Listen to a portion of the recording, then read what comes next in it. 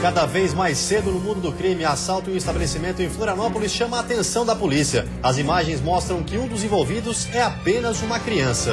E a história se repete. No sul do estado, o aluno de 15 anos é pego com uma arma de brinquedo. Contra ele já foram registrados 8 boletins de ocorrência por furto e ameaças. Agora é oficial, o governo decide pela rescisão unilateral do contrato com a concessionária que paralisou as obras da SC 403 no norte da ilha.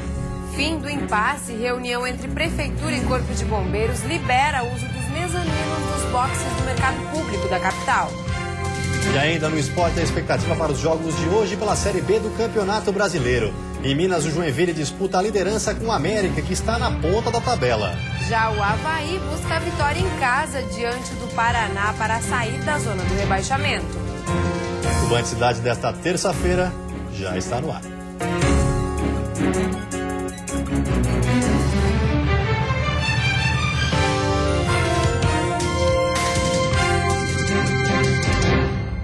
Olá, boa noite. Olá, boa noite. No sul do estado, uma arma de brinquedo encontrada em uma escola estadual assustou os professores. O portador da arma falsa, um aluno de 15 anos, foi encaminhado à delegacia. A arma de brinquedo foi encontrada nesta escola estadual em Braço do Norte.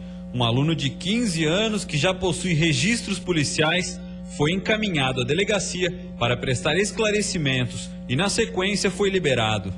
O boletim de ocorrência registrado hoje foi o 8º desde o início do ano, quase todos por ameaça. Os professores afirmam estar trabalhando com medo. Zélia é professora há 31 anos. Temos sofrido ameaças o tempo todo, de queimar os nossos cabelos, de termos os nossos cabelos cortados, de encontrar a professora na rua e deixar ela só de calcinha porque vai efetivamente acabar com a vida dela, e que se eu te encontrar eu te mato mesmo. Enquanto nossa equipe gravava esta reportagem, a polícia acabou abordando 4 adolescentes em frente à escola. Um deles, ex-aluno, expulso há cerca de 15 dias. De acordo com os policiais, uma abordagem de rotina no local. Acredito que tem mais em torno de 10 adolescentes aí que acabam formando uma equipe, vamos assim dizer, para não dizer gangue, né? E acabam incomodando muito a população, né? E são constantes as ocorrências com esses adolescentes aqui na região. Os professores esperam por um ambiente mais tranquilo para ensinar os cerca de 1.200 alunos da escola. Nós não podemos permitir em momento algum que esses problemas sociais eles impeçam que os demais alunos aprendam e que os demais alunos também vivam em segurança e tenham tranquilidade para aprender. A mesma tranquilidade que nós precisamos ter para ensiná-los todos os dias. 3 menores assaltaram um armazém no bairro da Trindade, em Florianópolis, ontem à noite. A polícia chegou a cercá-los durante a fuga, mas eles conseguiram escapar. As imagens de uma câmera de segurança do estabelecimento mostram toda a ação. Os menores estão no balcão do armazém quando um deles, que aparenta ser uma criança, saca a arma e ameaça o funcionário. Depois de pegar o dinheiro do caixa, um outro rapaz ainda leva uma mercadoria de cima do balcão. A polícia militar chegou a perseguir os menores, mas eles abandonaram o veículo em que estavam e fugiram para o Morro do Horácio, uma das comunidades dominadas pelo tráfico em Florianópolis. Nós conseguimos fazer um cerco, fechando a fuga para o continente, para outros bairros, e perdemos eles por pouco. Quando nós chegamos no carro que estava abandonado, eles tinham saído a menos de 30, 40 segundos. Por medida de segurança, o dono do estabelecimento não quis gravar entrevista, mas conversou com a nossa equipe. Segundo ele, essa não é a primeira vez que esse tipo de caso acontece. Em 7 anos que ele possui o estabelecimento, já foram 12 assaltos à mão armada. Segundo a Polícia Civil, os menores já são conhecidos e teriam participado de outros assaltos semelhantes. O problema, de acordo com o delegado, é que não há vagas para a detenção de menores na capital catarinense e eles acabam liberados. No caso do menor que aparenta ser uma criança, a situação é ainda mais complicada. Ele simplesmente é encaminhado à mãe, mesmo que se tivesse vagas ele seria encaminhado à mãe e colocá-lo em liberdade da mesma forma. Apesar de serem conhecidos por praticarem assaltos em Florianópolis, esse grupo até então não podia ser detido pela polícia.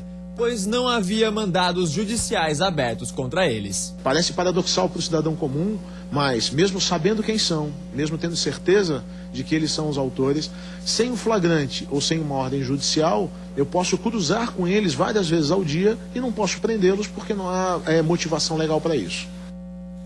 E no meio oeste do estado, a crescente onda de furto de veículos está preocupando a população. Nem mesmo os carros oficiais escapam dos bandidos. A frota de veículos tem aumentado consideravelmente nos últimos anos, despertando ainda mais o interesse de ladrões. Na região meio-oeste, nos últimos dias foram pelo menos 4 registros de furto.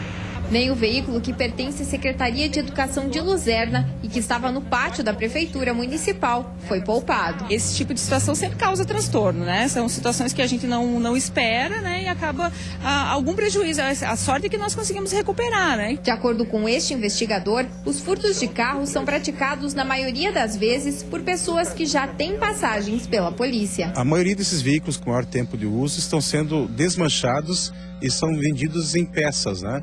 Ou seja, abastecendo o mercado ilegal do comércio de autopeças. E também a gente notou que alguns veículos estão sendo furtados, os seus sinais identificadores adulterados, e esses veículos passam a integrar novamente a frota de caminhões que são utilizados aí para transporte de mercadorias, muitas delas ilícitas, como acontece aqui na região da fronteira com o Paraguai, onde esses veículos são empregados no transporte de mercadorias ilícitas, cigarro e contrabando. Rondas e a existência de câmeras de videomonitoramento nas cidades contribuem para coibir essas práticas, mas todo o cuidado é pouco. No meu caso, coloquei alarme, né, e colocar sempre, deixar num lugar mais seguro e tal. Olha, infelizmente eu não tenho esse costume de nem alarme o meu carro tem. Então a gente abusa um pouquinho da sorte, né? Ladrões bem vestidos são flagrados por uma câmera de vigilância em uma casa no sul do estado. Os criminosos levaram diversos objetos, deixando um prejuízo de mais de R$150 mil. As imagens do circuito interno da casa mostram o momento em que os ladrões entram pela sala depois de arrombar uma porta de vidro. A família que mora na residência não estava no local na hora do roubo. Na cozinha da mansão, eles percebem que estavam sendo gravados, tentam se esconder e segundos depois quebram a câmera. De acordo com o delegado responsável pelo caso, os criminosos estariam armados com uma faca. Diversos objetos de valor foram levados. Segundo as vítimas, bastante joias, tudo de ouro, né? 2 notebooks, relógios e outros pertences da casa, né? Que num total, segundo a estimativa da família, o prejuízo aí gira em torno pouco mais até de R$150 mil. O local escolhido pelos criminosos foi um bairro de luxo em uma área nobre de Criciúma. Os 2 homens estavam bem vestidos para não levantar suspeitas. Chegando no bairro, né, com uma vestimenta daquela, realmente não vai chamar a atenção. Se ele chega já, né, com as características daquele ladrão que invade casa, né, mal vestido, sujo, isso iria chamar a atenção naquele bairro. Então, acredito até que por esse motivo eles resolveram entrar daquela forma. A Polícia Civil pede que quem tiver informações que possam levar à identificação dos criminosos entre em contato através dos números 197, 181 ou ainda pelo 190 da Polícia Militar. E no próximo bloco, repúdio à discriminação e preconceito. O projeto SOS Racismo é realidade na Grande Florianópolis. E ainda seguem as buscas pelo jovem que desapareceu no mar hoje à tarde em Itajaí.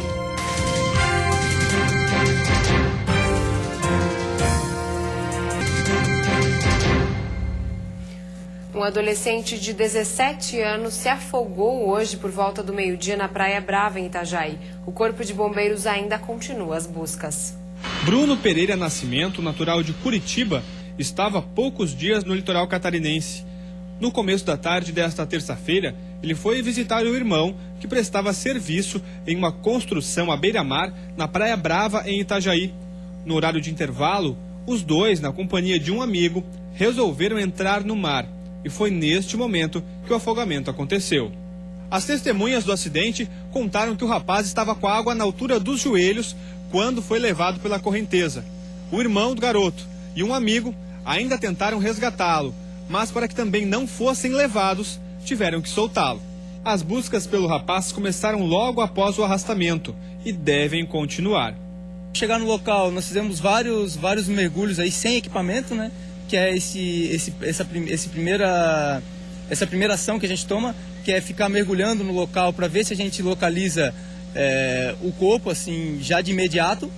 Não obtivemos êxito. Após isso, é acionado a guarnição de busca, né, com um equipamento de mergulho autônomo. Segundo o bombeiro, o local em que aconteceu o afogamento é conhecido pelas fortes correntes de retorno e pela irregularidade do solo.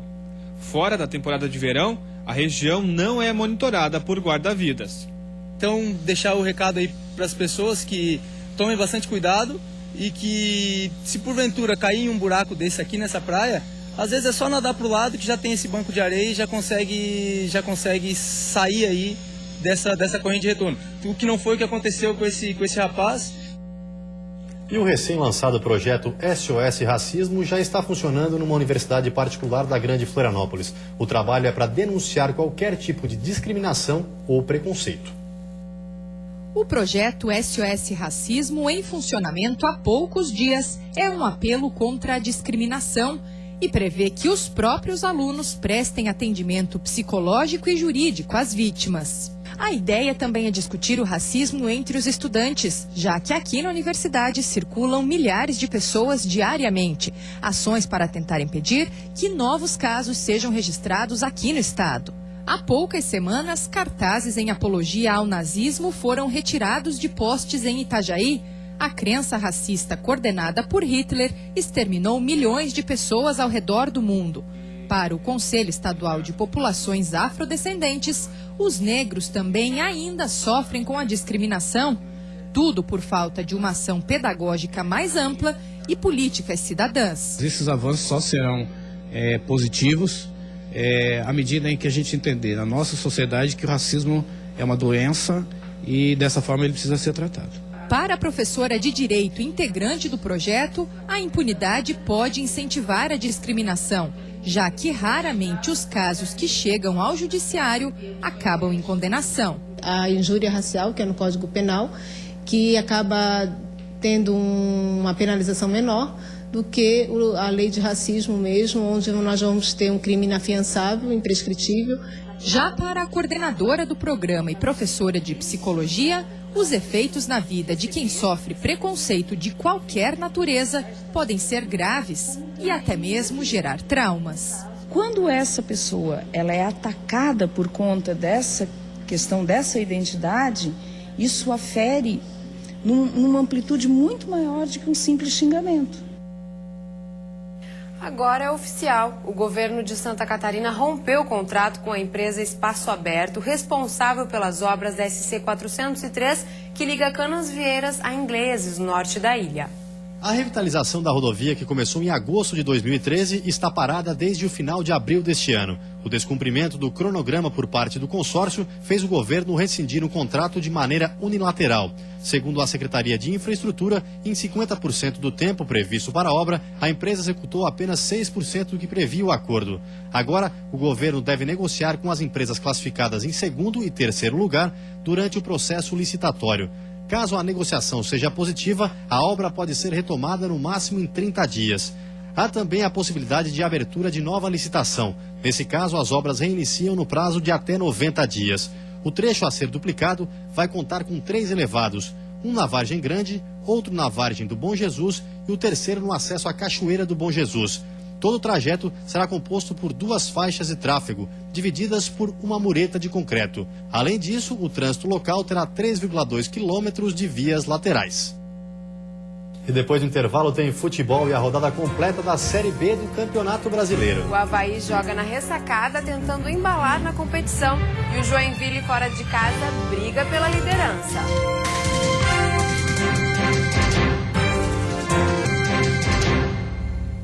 Após 20 dias de cuidados intensos por causa de uma superbactéria, a UTI do Hospital Regional de Chapecó deverá voltar a atender normalmente nesta quarta-feira. Com a eliminação da bactéria, a unidade voltará a atuar com toda a capacidade, retomando o uso dos leitos da UTI que haviam sido reduzidos em 60%. Mas 4 pacientes seguem internados no isolamento por serem portadores da bactéria Acinetobacter. No início do mês de maio, o Hospital Regional do Oeste emitiu um comunicado informando que havia sido diagnosticada a superbactéria em 2 pacientes. De acordo com os exames laboratoriais, esses pacientes foram transferidos de hospitais da região e apresentaram a infecção. Após o diagnóstico, foi adotado um protocolo de segurança e as visitas foram reduzidas para 30 minutos. A unidade vai continuar sendo monitorada pelos profissionais que estão no grupo estabelecido pelo protocolo de segurança e prevenção. A quarta-feira vai ser de aberturas de sol com aumento de nebulosidade no decorrer do dia. A partir da tarde, pode haver pancadas de chuva com trovoadas do oeste ao litoral. Temperatura em pequena elevação. A mínima deve ficar em 10 graus na Serra e a máxima em 24 na Grande Florianópolis, Vale do Itajaí e litoral norte do estado. No Planalto Norte, mínima de 12 e máxima de 21. Na região sul e oeste, máximas entre 22 e 23 graus. E agora o futebol. Hoje tem rodada completa da Série B do Campeonato Brasileiro. O Avaí joga na ressacada tentando se recuperar na competição e o Joinville, fora de casa, briga pela liderança. Daqui a pouco, às 7h30, o Jack, que empatou no fim de semana com o Atlético Goianiense, enfrenta o América Mineiro num jogo de 6 pontos. As duas equipes estão com 13, mas o time de Minas leva vantagem por causa do saldo de gols. Para o Coelho balançar a rede, a esperança continua nos pés de Jael. É o artilheiro da Série B com 4 gols. Na ressacada, o Avaí tenta se recuperar contra o Paraná. O time vem de um empate com o Ceará no último sábado na ressacada. A grande ausência dos Azurras é o meia Marquinhos. Ele vai ser poupado pelo técnico Pingo por conta de um desconforto na coxa. No lugar de N10, deve entrar um atacante. Outro jogador que também está fora da partida é o centroavante Roberto. Éder, o Pop Wilker ou o Willi, né? O jogador que pode estrear. Então essa é a única dúvida. No restante é a mesma equipe. E hoje à tarde, o Figueirense apresentou um novo contratado, Kleber, que vem suprir a saída de Marcos Assunção. O repórter Rômulo Balbinotti tem mais informações. Boa noite, Cibele. O Figueirense apresentou esta tarde aqui no Centro de Formação e Treinamento em Palhoça o lateral esquerdo Kleber, de 34 anos, com passagens por Santos, Corinthians e Internacional. Ele chega para ocupar uma posição diferente. Agora ele será meio-campista do Figueirense. Ele falou na entrevista coletiva sobre esse desafio de vestir a camisa do clube aqui de Florianópolis. Para não cair, eu acho que está mais nesse início de competição, né? Eu acho que se mostrar tudo aquilo que mostrou contra o Corinthians, a tendência é crescer e você sai da zona de incômodo que hoje a gente se encontra. E a gente pode brigar por coisas maiores até ao longo da competição. Então, esse é o objetivo, foi para isso que me chamaram, com esse propósito de crescimento dentro da competição e de conquistar algo melhores no campeonato. E a seguir, acordo no mercado público da capital. Autorizada hoje a instalação de cozinhas no mezanino dos boxes. E ainda emprego e desenvolvimento para o meio-oeste. Investimentos do governo do estado deve dobrar a produção de uma empresa de celulose.